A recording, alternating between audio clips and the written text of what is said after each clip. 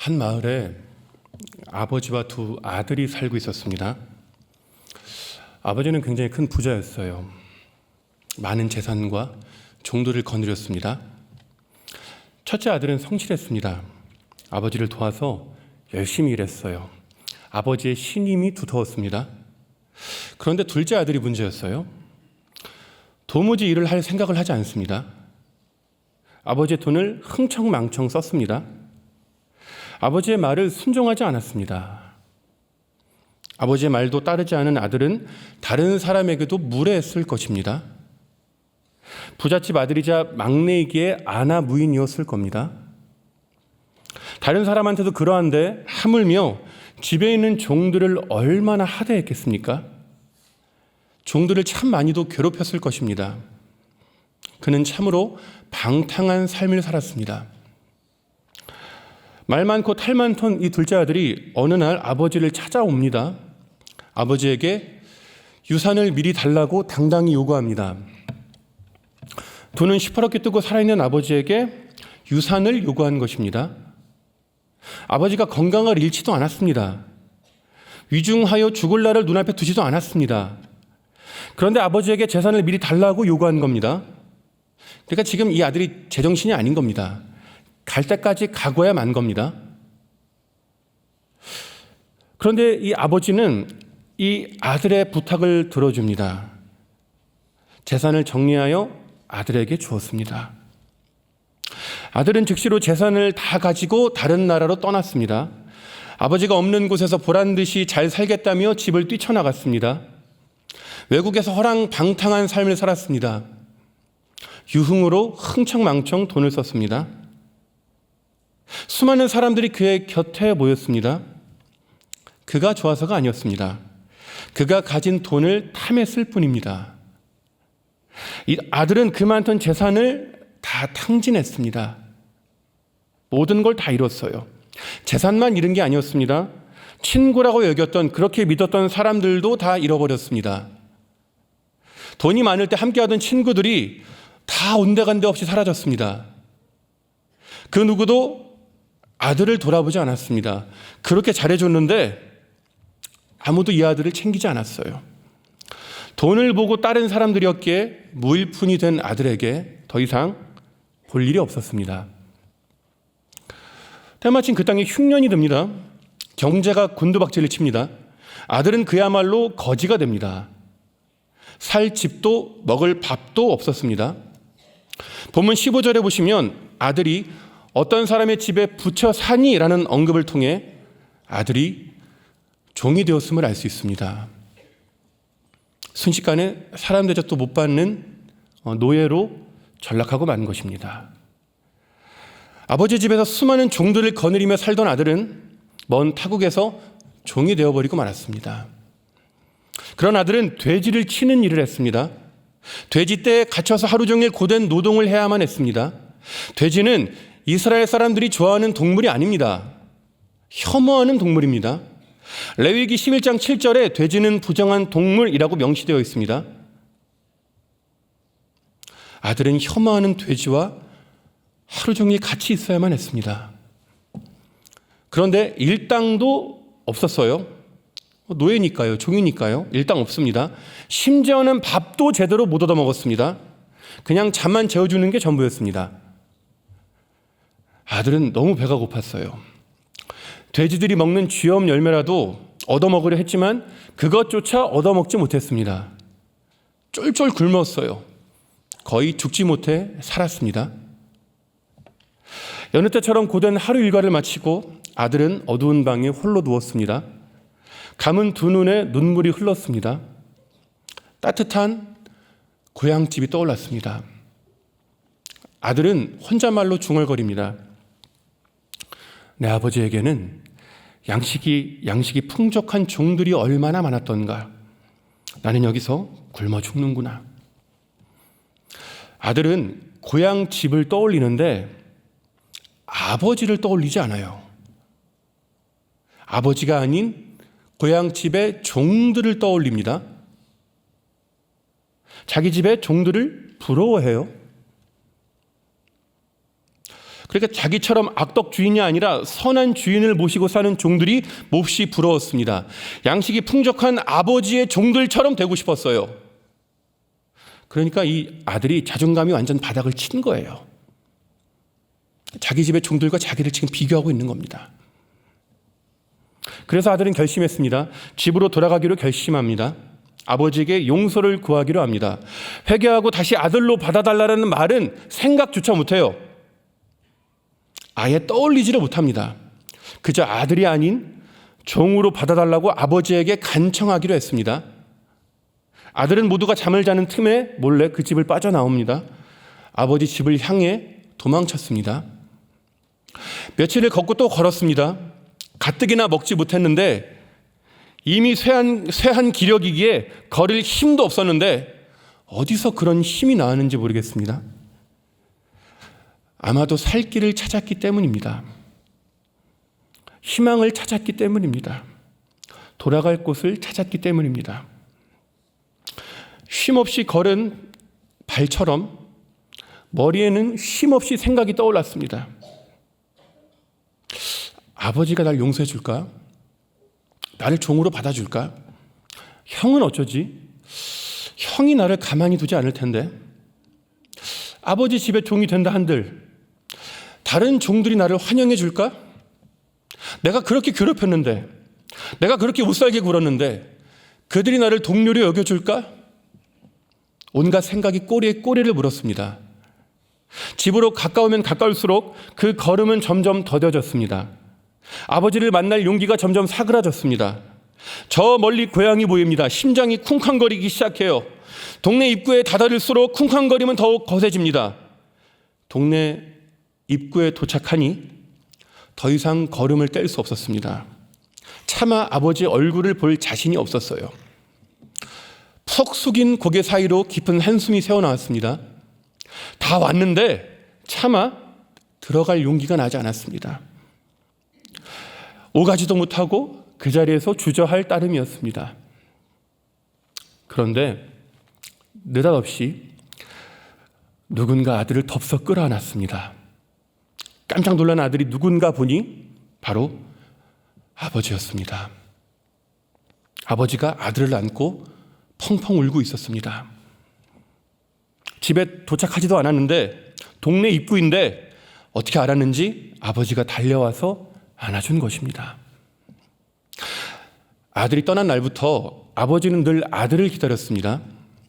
아들이 떠나간 그 길에 가장 끝까지 보려고 마을의 가장 높은 곳에 올라갔을 것입니다. 아들이 떠나간 길을 하염없이 바라보았습니다. 언젠가는 돌아오겠지 하는 마음으로 매일 같은 자리를 지켰습니다. 하루도 쉬지 않았습니다. 아버지를 지켜보는 주변의 사람들이 걱정했습니다. 주인의 곁을 지키던 종들은 매일 아들을 기다리는 이 주인을 안타깝게 지켜보았습니다. 오랜 세월이 흘렀습니다. 여느 때처럼 아버지는 이른 아침 가장 높은 곳으로 올랐습니다. 아들이 떠나간 길을 하염없이 바라보았습니다. 그런데 저 멀리서 누군가 오는 게 보였습니다. 바로 아들이었습니다. 아직도 거리가 먼데 아들을 알아보았습니다. 치근한 마음을 견딜 수 없었습니다. 아들에게 달려갔습니다. 와락 끌어안았습니다. 아들의 얼굴에 연신 입을 맞추었습니다. 기쁨을 주체하지 못했습니다. 거짓골을 한 아들, 아직도 거리가 먼데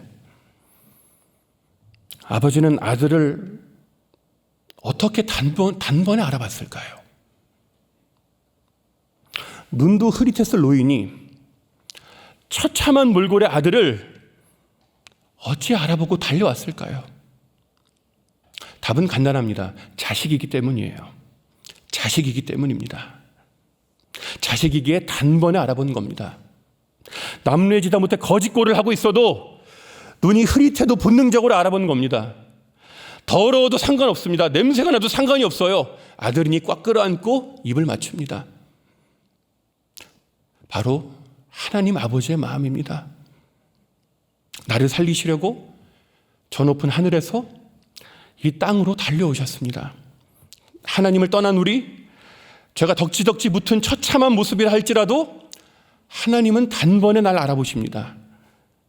오물보다 더한 영혼의 악취를 풍긴다 할지라도 상관없다며 안아주십니다. 내 새끼라고 하십니다. 그 사랑이 우리를 살게 합니다. 아들은 아버지에게 용서를 구했습니다. 아버지, 제가 아버지께 큰 죄를 지었습니다. 제가 더 이상 아버지의 아들이라 불릴 자격이 없습니다. 회개했습니다. 내가 아버지의 아들이라 일컬음을 감당하지 못하겠다고 했습니다. 아들은 아버지에게 더 이상 내가 아들의 자격이 없음을 시인했습니다. 그리고 처음에 다짐했던 대로 자신을 종으로 삼아달라고 말하려고 했습니다. 나를 품꾼의 하나로 보소서 이야기하려고 했습니다. 그런데 갑자기 아버지가 아들의 말을 끊습니다. 이 아들이 지금 종으로 삼아달라고 말을 해야 하는데 아버지가 아들의 말을 가로채요. 그러고는 주변의 종들에게 명령하기 시작합니다. 뭣들 하느냐, 당장 내 집에서 가장 좋은 옷과 신발을 가져와 내 아들에게 입혀주어라. 반지를 가져와 내 아들의 손에 끼워주어라. 명령합니다. 종들이 바빠지기 시작했습니다. 즉시 집으로 달려갔습니다. 가장 좋은 옷과 신발을 가져왔습니다. 주인의 아들에게 입히고 신겨주었습니다. 반지를 아들의 손에 끼워주었습니다. 반지는 다시 아들로 인정해준다는 의미였습니다. 아들은 차마 아버지의 자식이라고 여기지 못했는데 아버지에게는 여전히 아들이었습니다. 아버지는 느닷없이 잔치를 벌이자고 했습니다. 먹고 즐기자고 했습니다. 크게 기뻐하며 말했습니다. 본문 24절에 이 내 아들은 죽었다가 다시 살아났으며 내가 잃었다가 다시 얻었노라 하니 그들이 즐거워하더라. 말씀처럼 아버지는 기쁨을 주체하지 못했습니다. 다시 돌아온 아들은 여전히 아버지에게 아들이었습니다. 아무리 속을 썩여도 아버지의 생명과 같은 아들이었습니다. 집에 있는 자식이 속 썩인다고 내 자식이 아니라고 말할 수 없습니다. 아무리 속을 썩여도 내 자식이면 변함이 없습니다.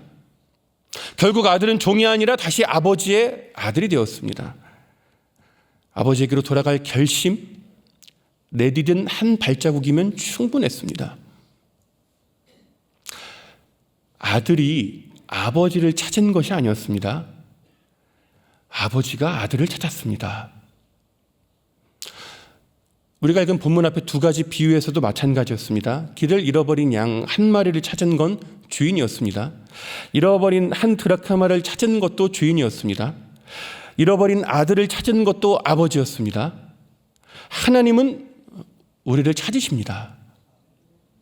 내가 하나님께 돌아간 것 같지만 하나님께서 내게 먼저 달려오십니다. 나를 안아주시고 자녀 삼아주십니다. 하나님께 돌아가고 싶은데 어떻게 돌아가야 할지 모르는 분이 계십니까? 안심하십시오. 안심하십시오. 그 마음 하나님이 아십니다. 주저함을 딛고 한 걸음 내디딜 때 하나님이 달려와 안아주십니다.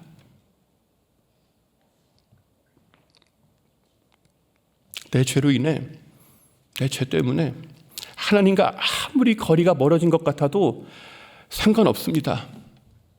아무리 멀리 있어도 하나님이 나를 단번에 알아보십니다. 달려와 와락 안아주십니다. 내 죄 때문에 악취가 나는 것 같아도 상관없습니다. 힘껏 나를 안아주십니다. 내 얼굴에 입을 맞추십니다. 나는 하나님의 자식이라고 불릴 자격이 없는데 종이 되기도 버거운데 자식이라고 하십니다. 내 자식이 돌아왔다며 기쁨을 주체하지 못하십니다. 밖에서 일을 하다가 돌아온 첫째 아들이 깜짝 놀랍니다. 느닷없이 집에 잔치가 벌어졌기 때문입니다. 그런데 더 놀라운 건 동생이 돌아왔다는 소식입니다. 무엇보다 이 망나니 동생을 아버지가 다시 받아주었다니 큰 충격을 받았습니다. 아들은 아버지에게 화를 내며 따지기 시작했습니다. 평생 아버지 곁에서 수고한, 나한테는 염소 새끼 한 마리 잡아준 적 없으면서 친구들과 잔치 한 번 열어준 적 없으면서 어떻게 졌던 놈을 위해 송아지를 잡느냐며 따집니다. 어떻게 동네 잔치를 벌일 수 있냐며 분을 쏟아냅니다. 우리는 이 큰아들의 심정을 이해할 수 있습니다. 그런데 그의 말이 전부 옳은 게 아니었습니다. 전부 옳은 게 아니에요.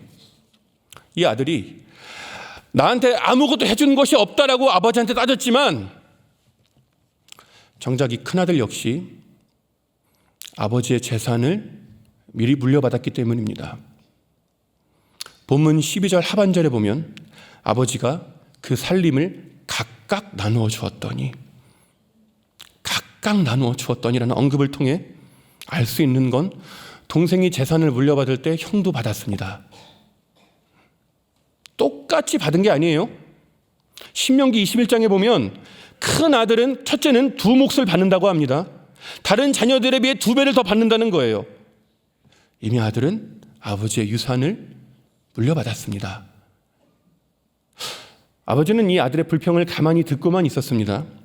한참 분을 쏟아내던 아들이 잠잠해지자 마침내 아버지가 입을 열었습니다. 아들아,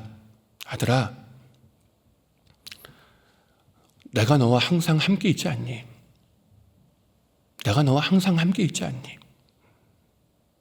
아버지의 대답은 너무나 간단하고 명료했습니다. 아버지와 함께하는 것이 더 좋은 일임을 알려주었습니다. 사랑하는 아버지와 함께 있는 것이 가장 행복한 일임을 가르쳐 주었습니다. 사랑하는 아버지와 함께 있는 것이 가장 큰 행복이었습니다. 참된 행복은 염소에도 잔치에도 있지 않습니다. 함께하는 아버지가 아들의 가장 큰 행복이었습니다. 동생과 달리 형은 그 행복을 누리며 살아왔던 것입니다. 비록 자신이 자각하지 못했을지라도 그 행복을 날마다 누리며 살아온 것입니다. 우리는 첫째 아들과 참 비슷한 점이 많습니다. 하나님께 끊임없이 염소를 요구합니다. 잔치를 요구합니다. 내가 이미 복을 받았는데 받은 복을 세지 않아요. 그저 새로운 복만을 끊임없이 요구합니다. 더 많은 염소와 더 많은 잔치를 요구합니다. 더 많은 복과 더 좋은 일들이 생기기만을 기대합니다. 하나님과 끊임없이 줄다리기를 합니다. 그러니까 신앙생활이 참 힘들어요. 무언가를 요구하고 얻어내야만 하기 때문입니다. 내 삶을 책임지시라고 요구하고 또 요구합니다.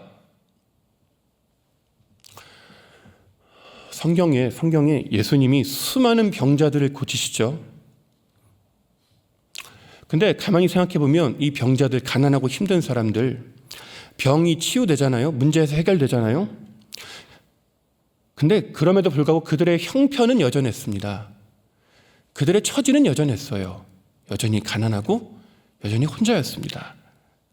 당장의 시급한 문제는 해결됐지만 여전히 가난하고 살 길이 막막했습니다. 그런데 성경은 그들의 애프터를 다루지 않아요. 병 고침 이후에, 귀신이 나간 이후에 어떤 삶을 살았는지 언급하지 않습니다. 하나님이 그들의 삶을 외면하심이 아닙니다. 병에서 노임을 받았으니 큰 문제가 해결되었으니 이후로는 알아서 하라는 것도 아닙니다. 예수님이 병을 고치셨다는 건, 문제를 해결하셨다는 건 그의 인생에 개입하기 시작하셨음을 의미합니다. 문제를 해결하신 주님이 여전히 함께 하심을 의미합니다. 예수님과의 동행이 시작됨을 의미합니다. 예수님이 책임지시는 인생이 되었습니다. 때문에 그들의 이후의 삶을 언급하지 않는 것입니다. 너무나 불보듯 뻔하기 때문입니다. 예수님이 책임지실 인생이 명약 관하하기 때문입니다. 예수님은 십자가의 죽음으로 나를 향한 사랑을 증명하셨습니다.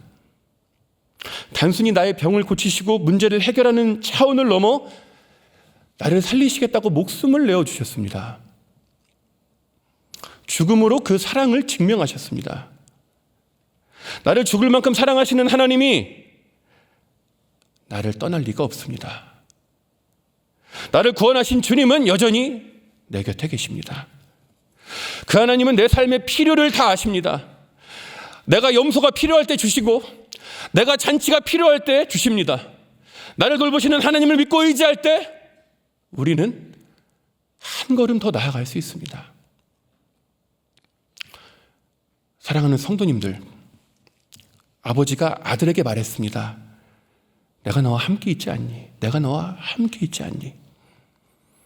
하나님이 우리의 행복입니다. 하나님과 함께하는 것이 가장 큰 행복입니다. 나를 지으신 아버지와 함께하는 것만큼 행복한 일이 없습니다. 이 세상에서 나를 가장 사랑하시는 아버지와 동행하는 일만큼 즐거운 일이 없습니다. 아버지의 사랑을 받고 돌봄을 받으며 아버지를 사랑하는 것만큼 기쁜 일이 없습니다. 염소와 잔치를 내려놓고 하나님을 구할 때 우리는 이전에 경험하지 못했던 은혜를 누릴 수 있습니다.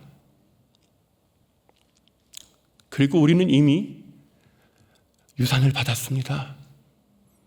큰아들이 아버지의 유산을 받았듯이 우리는 이미 유산을 받았습니다. 영원한 천국을 유산으로 상속받았습니다. 내가 당할 죄의 형벌을 주님이 대신 당하심으로, 내가 당할 죽음을 주님이 대신 당하심으로 영원한 천국을 유산으로 상속받았습니다. 이보다 더 큰 유산이 어디 있습니까? 이보다 더 큰 선물이 어디 있습니까? 이보다 더 큰 복이 어디 있습니까? 이미 받았습니다. 이미 다 받았습니다. 근데 왜 줄다리기 하고 계십니까?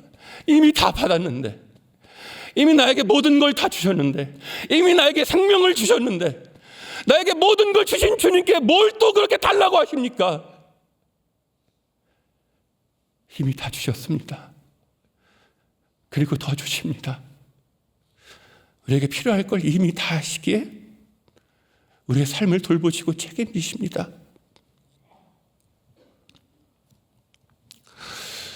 우리가 이 본문 말씀을 읽으면서 좀 쉽게 지나가는 부분이 하나 있습니다.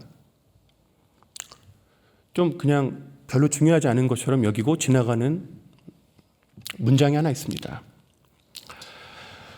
바로 본문 24절 하반절에 보시면 우리가 주목해 볼 문장이 하나 있습니다. 그것은 바로 그들이 즐거워하더라 입니다. 그들이 즐거워하더라. 그들이 즐거워하더라. 주인이 기뻐할 때 함께 기뻐한 이들이 있었습니다. 그들이 누구입니까? 바로 주인의 곁에 있던 종들이었습니다. 주인의 심부름을 한 종들입니다. 그런 종들이 지금 즐거워했다는 겁니다. 기뻐한 것입니다. 종들은 왜 기뻐했을까요? 우리는 종들이 기뻐한 시점이 언제인지를 주목해 볼 필요가 있습니다. 종들은 주인의 심부름을 완수했을 때 기뻐하지 않았습니다. 잔치가 열린다고 했을 때도 즐거워하지 않았습니다. 주인을 따르다 콩고물이 떨어진 걸로 기뻐하지 않았습니다. 주인이 돌아온 아들을 품에 안고 기뻐할 때 함께 기뻐했습니다. 돌아온 아들의 기쁨을 이기지 못하여 주인이 잔치를 벌이자고 할 때 함께 기뻐했습니다. 종들의 기쁨은 자신의 일을 완수함에도 좋은 일이 생김에도 있지 않았습니다. 종의 기쁨은 주인의 기쁨에 종속되어 있었습니다. 주인의 즐거움을 곧 자신의 즐거움으로 삼았습니다. 주인이 이 내 아들은 죽었다가 다시 살아났으며 내가 이렇다가 다시 얻었노라 할 때 종들이 기뻐했습니다. 주인이 기뻐하는 모습이 좋아서 덩달아 함께 기뻐했습니다. 오랜 세월 아들이 돌아오기를 바라며 애타게 기다리는 주인의 마음을 알았기 때문입니다. 아들이 떠난 날부터 혹여나 돌아올까 하여 하루도 빠지지 않고 아들이 떠나간 길을 우두커니 서서 바라보는 주인의 모습을 보았기 때문입니다. 주인의 마음을 누구보다 잘 알기에 종들은 함께 기뻐할 수 있었습니다. 주인이야 아버지니까 기뻐할 수 있죠. 아들이 돌아오니까 당연히 기뻐할 수 있습니다. 그런데 종들 입장에서는 그 아들이 돌아오는 게 절대 기쁠 수가 없어요. 망나니가 돌아오는 걸 결코 기뻐할 수가 없습니다. 내가 사랑하는 주인의 속을 그렇게 썩이고 자신들을 그렇게 하대하고 무시했던 그 아들이 돌아오는데 속상하면 속상하지 어떻게 기뻐할 수 있었겠습니까? 그런데 종들이 기뻐했습니다. 주인이 기뻐했기 때문입니다. 주인의 환해진 얼굴을 보니 자기도 좋아서 어쩔 줄 몰랐습니다. 종의 기쁨은 주인의 기쁨에 종속되어 있었습니다. 주인의 기쁨을 곧 나의 기쁨으로 삼고 살았습니다. 그래서 종은 행복했습니다. 그 행복을 누구도 빼앗아가지 못했습니다. 왜냐하면 주인의 기쁨을 빼앗을 자가 아무도 없었기 때문입니다. 내가 사랑하는 주인과 함께함으로 날마다 행복했습니다. 결국 본문에서 주인과 함께 기뻐한 이들은 종들이었습니다. 두 아들이 아니었습니다. 주인과 함께하는 행복을 누리는 이들은 종들이었습니다. 가장 행복한 사람은 바로 종들이었습니다. 주인과 함께 동행하고 주인과 함께 기뻐했습니다. 하나님과 함께 기뻐하는 것, 기뻐하시는 하나님을 보고 함께 기뻐하는 것만큼 신자의 인생에서 기쁜 일은 없습니다. 제가 근래에 얼마 전에 제 인생에서 가장 큰 하나님의 기쁨을 경험한 일이 있습니다. 저는 어제 간략히 말씀드렸지만 22살에 주님의 부르심을 받고 지극히 작은 자들을 위해 살려고 몸부림쳤습니다. 그래서 장애인과 노숙인과 함께 살려고 참 애를 많이 쓰고 주일에는 노숙인들이 언제라도 올 수 있는 교회에서 협동 목사로 사역하며 노숙인들과 함께 예배드리고 복음을 전하고 있습니다.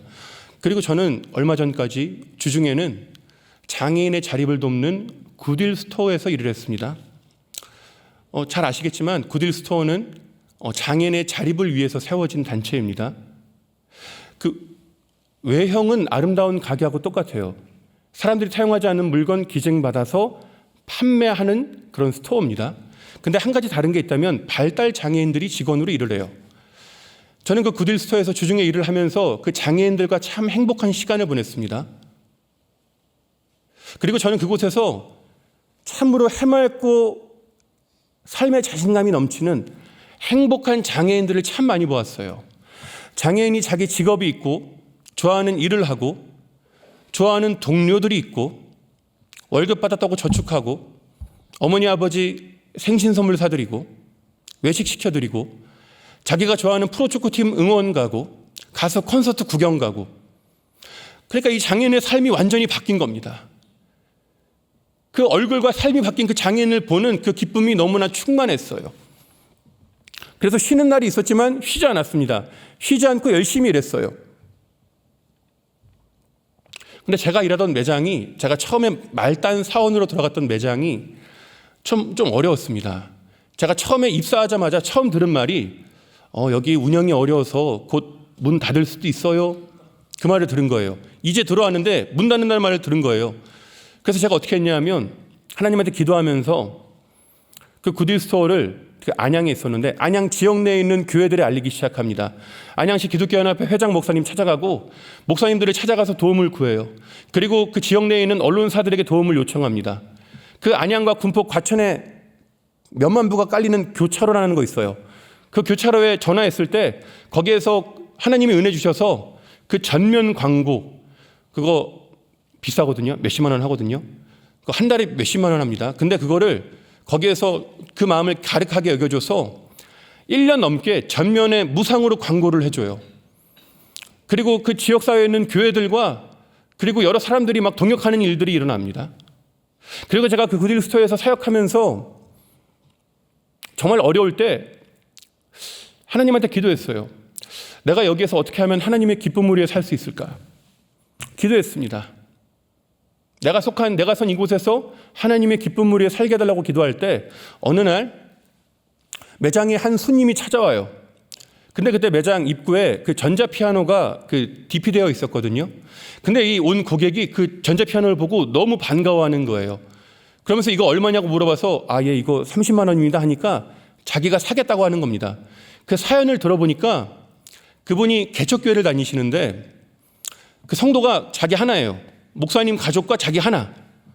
근데 하루는 그 교회 사모님이 교회에 앉아 계시면서 그냥 손가락으로 피아노 건반을 치듯이 무릎에다가 이렇게 하고 계신 거예요. 근데 권사님이 그걸 보고 마음이 너무 아팠대요. 왜냐하면 교회에 피아노가 없었거든요. 그래서 이 권사님이 기도하다가 이분도 형편이 어려우니까 기도하시다가 굿윌 스토어로 왔는데 좋은 게 30만 원에 나오니까 너무 기뻐하시는 거예요. 그래서 이분이 이거 배달되냐고 물어보셔가지고 예, 배달됩니다 하니까 그 배달하는 쪽이 인천이라는 거예요. 인천. 안양에서 인천 멀거든요. 근데 갔어요. 피아노 들고 인천에 갔습니다. 가니까 도착하니까 교회가 옛날 상가 있잖아요. 옛날 상가는 계단이 사다리 같아요. 거기 꼭대기에 있는 거예요. 그래서 피아노 들고 꼭대기 올라갑니다. 노크를 하니까 안에 목사님, 사모님 같이 계시더라고요. 그러니까 난데없이 건장한 남자가 피아노 들고 오니까 놀란 거예요. 그래서 제가 자초지정을 설명해 드리고 피아노를 이렇게 딱 놔드렸습니다. 그러고 나서 제가 이제 인사드리고 나가려고 하는데 이제 문 닫고 가려고 그랬는데 순간 교회 강단 뒤 커튼 뒤쪽으로 문이 열려요. 문이 열리더니 초등학교 한 1, 2학년 돼 보이는 아이가, 남자아이가 빼꼼히 이렇게 보는 거예요, 저를. 제가 그 아이를 보는 순간 알았습니다. 저기가 사택이구나. 저기가 사택이구나.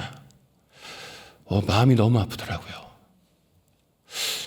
그래서 제가 돌아오면서 하나님한테 기도했을 때 하나님 저한테 주시는 그 감동이 뭐냐면 교회를 개척한 목사님들 가족은 쇼핑을 못해요. 여유가 없잖아요. 근데 굿윌 스토어는 중고만이 아니라 새 물건도 팔거든요. 기업에서 기증한 새 물건도 팔기 때문에 제가 그때 다짐한 게 이 개척교회 목사님들, 선교사님들 쇼핑을 좀 도와드려야겠다. 그래서 제가 그때부터 개척교회 목사님들을 매장으로 모십니다. 그러면 그분들이 매장에 오셔가지고 필요한 걸 다 담으시라 그래요. 그럼 보통 한 가정에 오면 50에서 60만 원 들어가거든요. 그때 제 월급이 180만 원이었어요. 그걸 제가 냈어요. 제가 지금도 기억에 남는 게 처음 왔던 개척교회 목사님 가족인데 이분이 와서도 좀 황당한 거예요. 왜냐하면 쇼핑을 하라고 부르니까 얼마나 황당해요. 그래서 제가 목사님한테 목사님 여기에 있는 모든 거 다 계산되어 있습니다. 필요한 거 원하시는 만큼 다 가져가세요. 그러면 이제 막 쭈뼛쭈뼛 하시면서 돌 때 제가 막 넣어드려요. 필요해 보이는 거. 막 카트에 넣습니다. 근데 그때 그 목사님 사모님하고 두 딸이 같이 왔어요. 초등학생 딸들이 같이 왔는데 얘네들도 처음에는 막 어려워하다가 이제 마음이 풀어지니까 막 옷하고 신발 가져와서 엄마 아빠한테 막 대보고 막 신겨주고 애들이 신난 거예요. 그렇게 많은 가정들을 섬겨요. 그리고 제가 그분들이 돌아가실 때마다 항상 제가 부탁합니다. 목사님, 선교사님, 저희를 위해 기도해 주십시오. 저희를 위해 기도해 주십시오. 근데 하나님이 복을 내리셔가지고 그 매장이 문 닫을 수밖에 없던 매장이라 그랬는데 그 매장이 완전 살아납니다. 재단 전체에서 굉장히 모범적인 매장으로 거듭나요. 그 모습을 본부에 있는 리더십들이 다 봤으니까 저를 사목으로 데려간 거예요. 저는 원래 사목이 아니었어요. 채플린이 아니었어요. 그냥 말단 사원이었어요. 근데 그 안양에 있는 말단 사원인 저를 본부의 사목으로 데려간 겁니다. 그렇게 많은 열매들을 맺으며 열심히 일하고 있었어요. 근데 제가 그때 한창 장애인 사역할 때 저한테 딸이 하나 있습니다. 딸이 딱 하나 있어요. 그때 저희 딸아이가 3살이었습니다. 저희 아이가 3살 때 발달 장애 진단을 받아요. 그리고 뇌전증 진단을 받습니다. 옛날에 어르신들 간질이라 그랬죠. 뇌전증 진단을 받아요. 그리고 서울대병원에서 자폐 진단을 받습니다. 장애인 사역의 사명으로 부름받았는데 이해 당사자가 된 거예요. 하늘이 무너진다는 게 뭔지 그때 알았어요. 제가 너무 힘들어서 터덜터덜 길을 걷다가 무심히 하늘을 보며 하나님한테 혼잣말로 이렇게 이야기했어요. 엄마 아빠랑 살 때도 그렇게 힘들었는데 또 그러시네. 또 그러시네. 제가 하소연했습니다. 제가 어머니 아버지랑 살 때 많이 힘들었거든요. 저희 부모님은 두 분 다 알코올 중독이셨어요. 아버지만 알코올 의존이 아니에요. 어머님도 알코올 의존이었어요. 제가 아주 어릴 때부터 두 분 다 알코올 의존이었어요. 제가 기억하는 가장 어린 시절에 저는 한 4살 때인 것 같은데 술 취해서 길에 쓰러져 있는 어머니 아버지 찾으러 다니던 게 지금도 기억이 나요. 늘 물건 부서지는 소리와 사람 비명 소리가 끊이지 않는 그 집에서 자란 거예요. 그러다 보니까 초등학교 때 이미 눈물이 마릅니다. 눈물이 말라요. 아무리 울어도 소용이 없다는 걸 너무 일찍 깨달은 거예요. 아무리 울어도 봐주는 사람이 없다는 걸 너무 일찍 깨달은 거예요. 그러다가 제가 고등학교 3학년 때 도저히 지옥 같은 집을 버티지 못해서 자퇴합니다. 자퇴해요. 자퇴하고 서울에 있는 프로게임단 들어갑니다. 프로게임단에서 6개월 동안 생활을 해요. 그렇게 방황할 때 주님이 저를 찾아오십니다. 저를 만나주시고 제가 회심을 경험해요. 저를 구원하신 주님은 저를 목회자의 길로 부르십니다. 그래서 신학교를 가요. 독학으로 검정고시 보고 수능 봐서 신학교 갑니다. 신학교에서 열심히 했어요. 장애인, 노숙인 열심히 섬겼습니다. 열심히 기도했어요. 새벽에 기도하고 정오에 기도하고 자기 전에 기도하고 금요일이면 삼각산에 가서 밤 11시부터 새벽 5시까지 스트레이트로 기도했어요. 그런데 제가 신학교 3학년 때 등록금 내지 못해 퇴학당합니다. 등록금을 내지 못해 퇴학당해요. 하나님 부르셔서 왔는데 신학교 3학년 때 등록금을 내지 못해 퇴학당합니다. 제가 등록금 달라고 얼마나 간절히 기도했을까요? 진짜 간절히 기도했거든요. 그리고 주신다는 확신이 있었거든요. 그때 제가 학교에서 장학금으로 90만 원 받은 게 있었어요. 90만 원. 그때 등록금이 250만 원이었습니다. 요거 모아서 내야 되잖아요. 근데 그때 다른 학과 선배가 등록금이 부족해서 힘들어한다는 소리 듣습니다. 제가 그 90만 원을 그 선배 줘요. 이 선배 등록금 완납하고 졸업합니다. 저는 믿고 기다렸는데 결국 등록금 내지 못해 퇴학당한 거예요. 제 인생 2번째 퇴학이에요. 그리고 딱 그때, 정확히 그때 저희 아버지가 어떠한 문제를 일으키셔서 원래 가난했는데 쫄딱 망합니다. 쫄딱 망해서 이사간 곳이 컨테이너 박스였어요. 컨테이너 박스. 여러분 길 가다가 공사장에 사무실로 쓰는 조그마한 컨테이너 박스, 거기에 사람 살더라고요. 그렇게 방황할 때, 밑바닥에 있을 때 주님이 또 저를 찾아오셨어요. 저를 건져주십니다. 그래서 신학교에 다시 들어가요. 재입학합니다. 열심히 공부해요. 1등 장학금 받아요. 학생회장 합니다. 대학교를 졸업하고 신학대학원을 들어가요. 열심히 했어요. 근데 제가 신학대학원 1학기 때 저희 아버지가 또 어떠한 문제를 일으키십니다. 저희 어머님이 큰 충격 받으세요.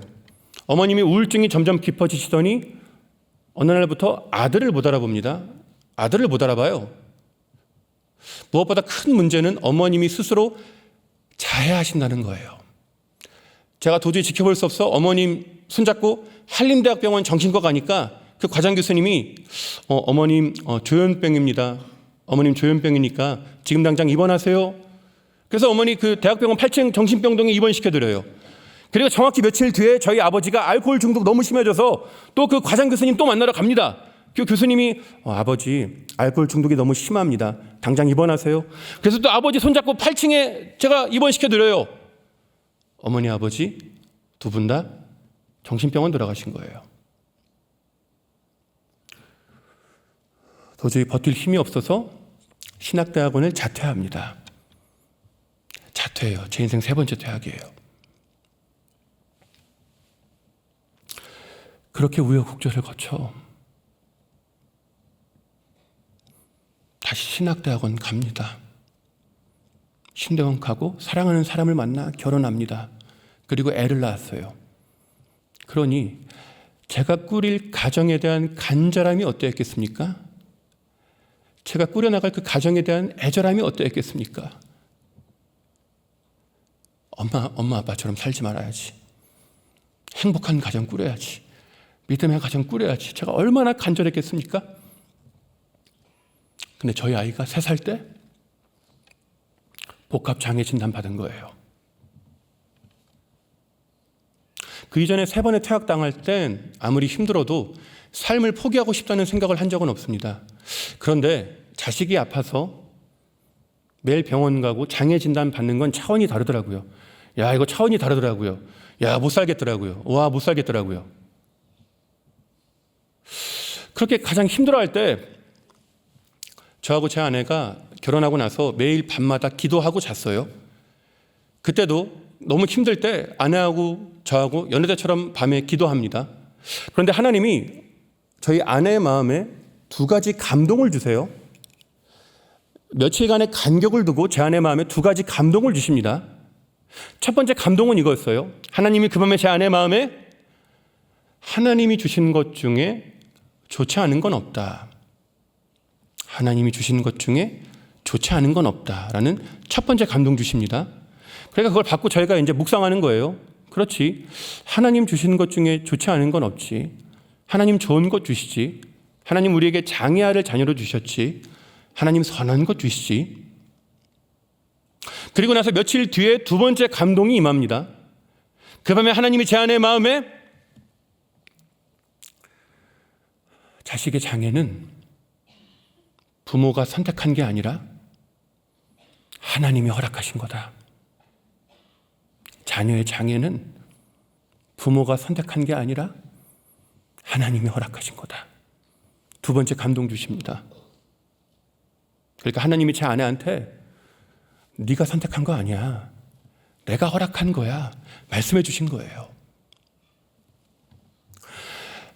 우리나라에서 발달장애를 키우는 부모님들이 제일 힘든 게 뭔지 아십니까? 아마도 이 자리에 발달장애를 키우는 부모님이 계실 겁니다. 아니면 여러분의 형제자매 한 다리만 건너면 아마 있으실 거예요. 발달장애로 인해 매일 재활치료 받아야 되거든요. 그리고 면역이 약해요. 그래서 병원을 매일 갑니다. 매일 가요. 이거 뭐 과장이 아닙니다. 매일 갑니다. 이거 힘들거든요. 아니면 우리나라의 발달장애인들의 재활치료 비용은 의료보험 적용이 안 돼요. 다 비급여입니다. 한 달에 기본 한 아이당 300만 원 들어가요.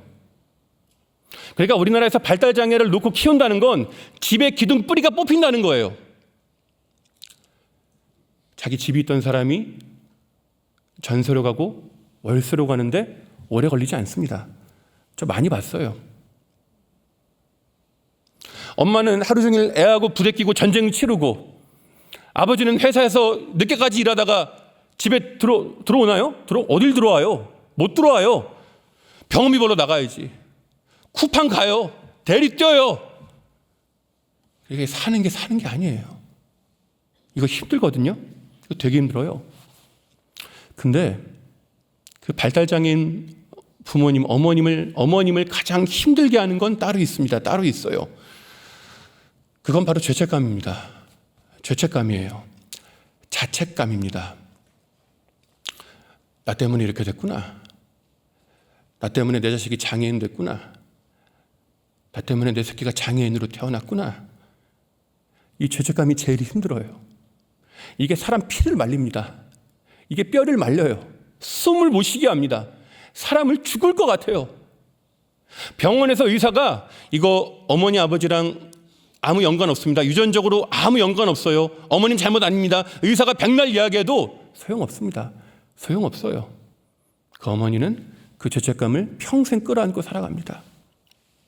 그런데 하나님이 그 당사자인 제 아내에게 말씀하신 거예요. 네가 선택한 거 아니야. 내가 허락한 거야. 네 잘못이 아니야. 내가 허락한 거야. 뜻이 있어. 섭리가 있어. 괜찮아. 말씀하신 겁니다. 그때 저하고 제 아내가 아이의 장애 진단을 도저히 받아들일 수 없어서 명치에 돌덩어리가 하나 있었거든요.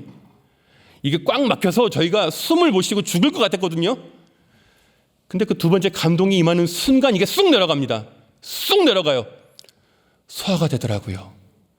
납득이 되더라고요. 이해가 되더라고요. 아이의 장애 진단을 받아들일 수 있었습니다.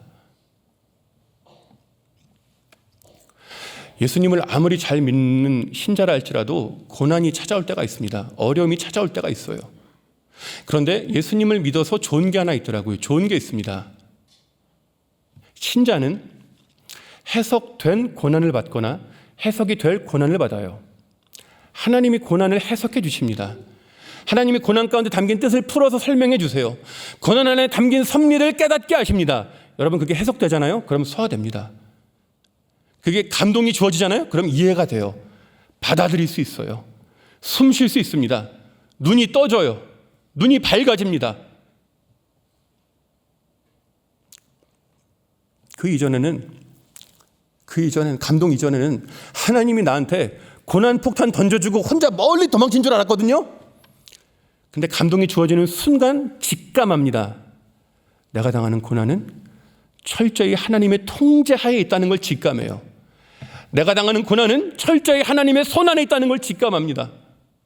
내가 고난당할 때, 내가 가장 깊은 고난 중에 있을 때 하나님이 그 어느 때보다 내 곁에 가장 가까이 계신다는 걸 직감해요. 형통할 때보다, 괜찮을 때보다가 아니라 그 어느 때보다 가장 내 곁에서 함께 해주심을 직감합니다. 나 혼자라고 여겼는데 내가 혼자가 아니라는 걸 아는 거예요. 그러니까 숨이 쉬어지는 거예요. 사람이 언제 죽을 생각하는 줄 아십니까? 사람이 언제 삶을 포기하고 싶은 줄 아십니까? 사람은 괴롭다고 안 죽어요. 괴로워서 사람은 쉽게 안 죽어요. 아무리 힘들어도 사람은 안 죽습니다. 사람은 괴로워서 죽는 게 아니라 외로우면 죽어요. 외로우면 죽을 마음 가집니다. 신자는 이 땅에서 괴로울 수는 있어요. 하지만 외롭지 않아요. 절대 외롭지 않습니다. 절대 외롭지 않아요. 주님이 함께 하십니다. 주님이 동행하세요. 절대 외롭지 않습니다.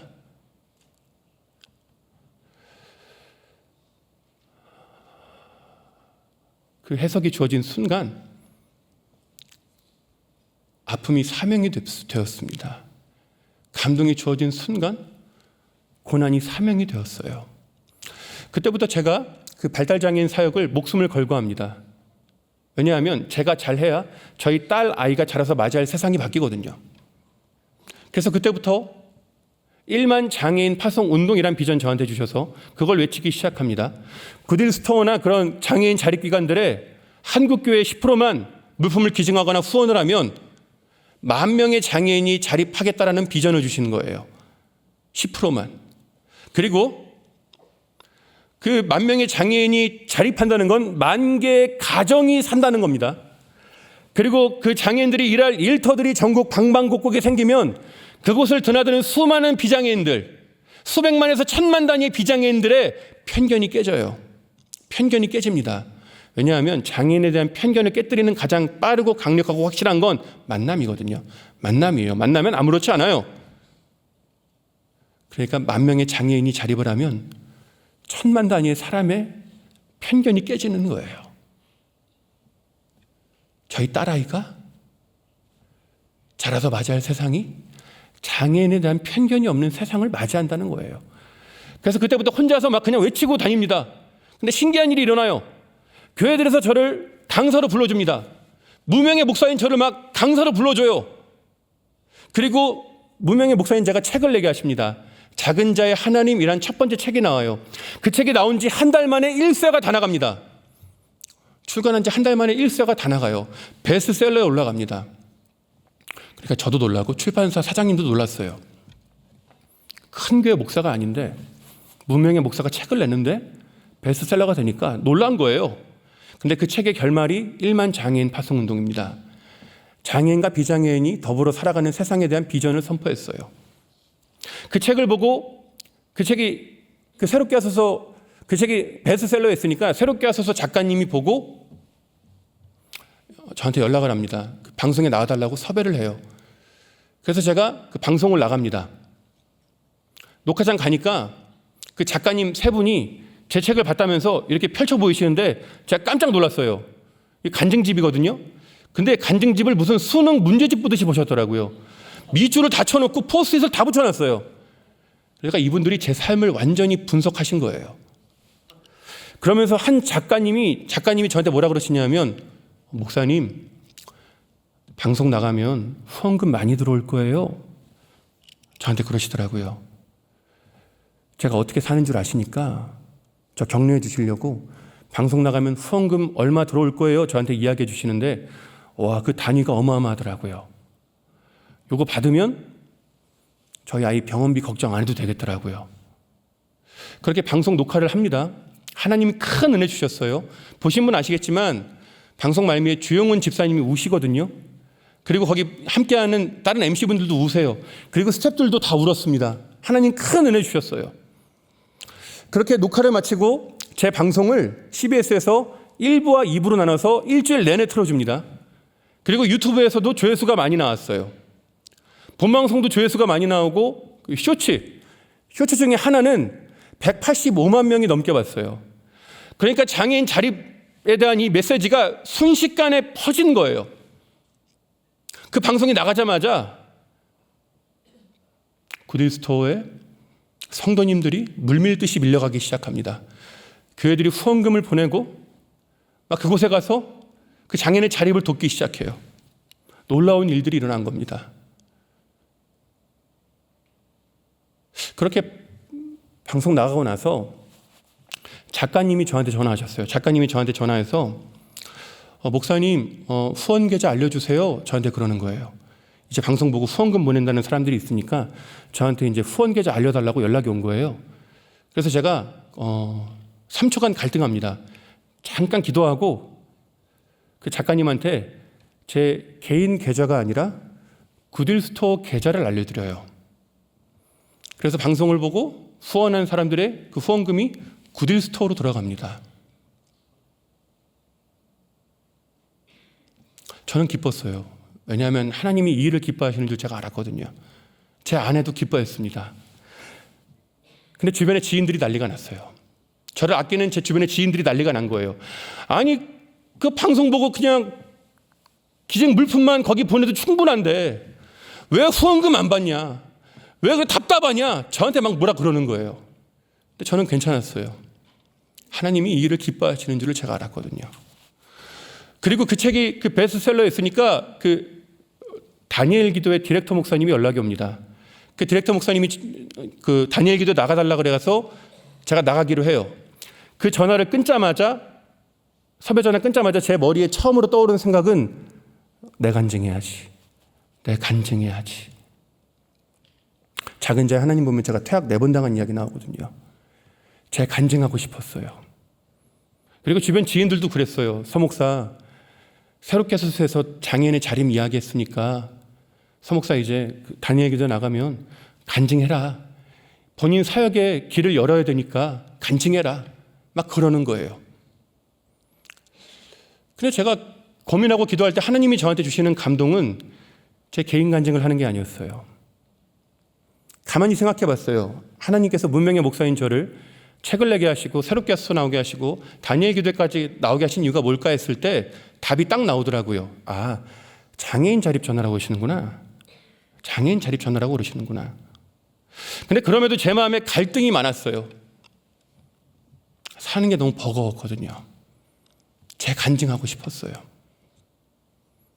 그 다니엘 기도회를 며칠 앞두고 그 전주의 안디옥 교회 집회가 있어서 내려갔을 때 잠깐 시간이 나서 전주의 구딜스토어 갑니다. 그 구딜스토어 가서 해맑게 일하는 장애인 직원들 얼굴을 제가 봐요. 그 순간 제가 마음에 결심을 굳힙니다. 제 개인 간증이 아니라 장애인의 자립을 전하기로 결심해요. 왜냐하면 제가 다니엘 기도에서 장애인의 자립을 전할 때 해맑게 웃으며 일할, 새롭게 고용되어 일할 장애인 직원들이 제 눈에 선했습니다. 그래서 제 개인 간증 안 하기로 하고 장애인 자립 전하기로 해요. 그리고 이제 포스터가 이제 막 전국에 붙으니까 또 지인들이 막 연락 오는 거예요. 서목사 이번엔 개인 계좌를 팔아. 계좌 오픈해라. 공개해라. 후원금 어마어마하게 들어온다. 와, 근데 진짜 어마어마하더라고요. 인터넷 찾아보니까 어마어마하더라고요. 근데 하나님 저한테 주시는 감동은 제 개인 계좌를 오픈하는 게 아니었어요. 그냥 장애인 자립기간에 흘러가도록 내버려 두는 겁니다. 그렇게 작년 11월 7일 다니엘 기도에 섭니다. 들으신 분은 아시겠지만 1시간 중에 30분은 성경 주회를 해요. 다니엘 기도의 역사상 최초일 거예요. 성경 주회를 30분이나 하는 사람은 제가 처음일 거예요. 낮은 데서 작은 자와 함께 하신 예수님의 공생애를 전합니다.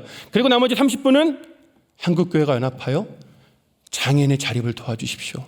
한국교회가 연합하여 장애인과 비장애인이 더불어 사는 세상을 만들어 주십시오. 제가 설교합니다. 그렇게 집회 마치고 제가 이제 아내와 아이를 태우고 집으로 운전하고 가고 있었어요. 근데 하나님이 하늘의 기쁨을 쏟아 부으시더라고요.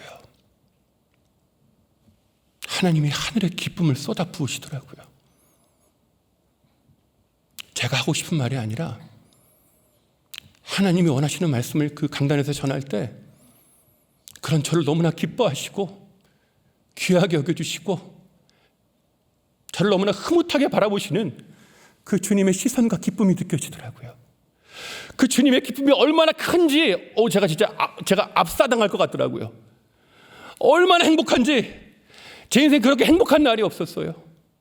저를 보고 기뻐하시는 그 하나님을 보고 함께 기뻐할 때 제 인생 그때까지 경험하지 못했던 가장 큰 행복을 경험했습니다. 그렇게 다니엘 기도회 끝나고 이제는 제가 어느 교회를 가도 한국교회 어디를 가도 굿윌스토어가 뭔지 알아요. 장애인의 자립에 다 동역하고 계십니다. 많은 매장들이 생기고 있고 많은 장애인들이 고용되고 있고 많은 비장애인들의 편견이 깨지고 있습니다. 사랑하는 성도 여러분, 이 말씀을 드리면 제 자랑을 하기 위함이 아닙니다. 하나님의 기쁨을 위해 사십시오. 그게 가장 행복합니다. 기뻐하시는 하나님을 보고 함께 기뻐하십시오. 그게 가장 행복합니다.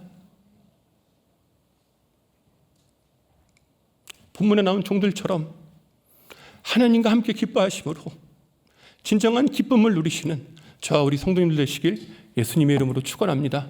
우리 함께 이 시간 찬양하고 함께 기도하겠습니다.